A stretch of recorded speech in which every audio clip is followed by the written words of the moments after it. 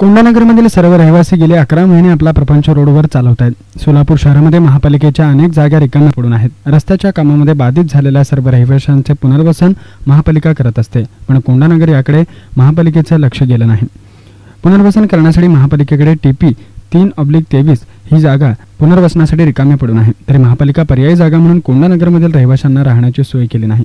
यामध्ये 4 जणांचे जीव गमवावे लागले आहे. म्हणून गेल्या 2 महिन्यांपासून विश्वभूषण कांबळे यांनी सर्व नगरसेवकांना निवेदन दिले आणि विनंती केली आहे की तुम्ही कोंडानगरचे नगरसेवक नसून एक जनतेचे प्रतिनिधी आहात, म्हणून कोंडानगरचा विषय सर्वसाधारण सभेमध्ये मांडावा ही विनंती केली आहे.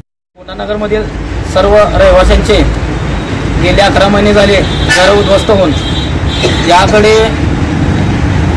आतापर्यंत महापालिकेच्या आयुक्तांचं लक्ष नसल्यामुळे हे सर्व लोक अजूनही अंधारातच आहेत.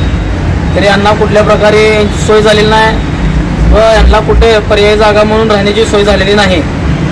तसेच गेल्या महिनाभरापासून सर्व सोलापूरमधल्या नगरसेवक अध्यक्ष यांना आम्ही असं निवेदन दिलं की तुम्ही आमच्या भागाचे नगरसेवक नसून एक जनतेचे प्रतिनिधी आहात, तरी सर्वसाधारण सभेमध्ये आमचा विषय मांडावा. तरी सर्व नगरसेवकांचा चांगला मोठा प्रतिसाद मिळाला व त्यांनी सांगितले की सर्वसाधारण सभेमध्ये तुमचा विषय आम्ही मांडू. तरी तशीच त्याबाबत आम्ही अजून एक जे भूमी मालमत्ता याकडे एक माहितीचा अधिकार टाकला होता.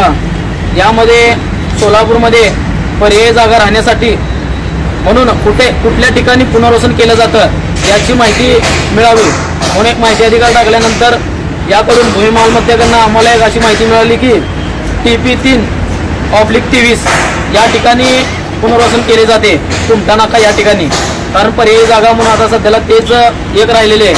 तरी आम्ही ते माहितीची प्रत घेऊन सर्व नगरसेवकांना हे प्रत वैयक्तिक हातोहात देणार आहेत. आणि सर्व नगरसेवकांना एक माझी कळकळीची विनंती आहे की आपण TP 3/23 या ठिकाणी या सर्व रहिवाशांची राहण्याची सोय करावी आणि सर्वसाधारण सभेमध्ये हे विषय मांडावा अशी आम्ही त्यांना सर्वांना विनंती केलेली आहे. आणि हे विषय त्यांनी मांडतील अशी आम्ही अपेक्षा बाळगतो आणि पर्यायी जागा आम्हाला लवकरात लवकर मिळवून द्यावी असे नगरसेवक साहेबांना आम्ही एक विनंती करतो व त्यांचे हात जोडून त्यांना एक विनंती आहे की सर्वसाधारण सभेमध्ये आमचा विषय मांडावा, आम्हाला पर्यायी जागा त्वरित लवकर राहण्याची सोय करण्यात यावी.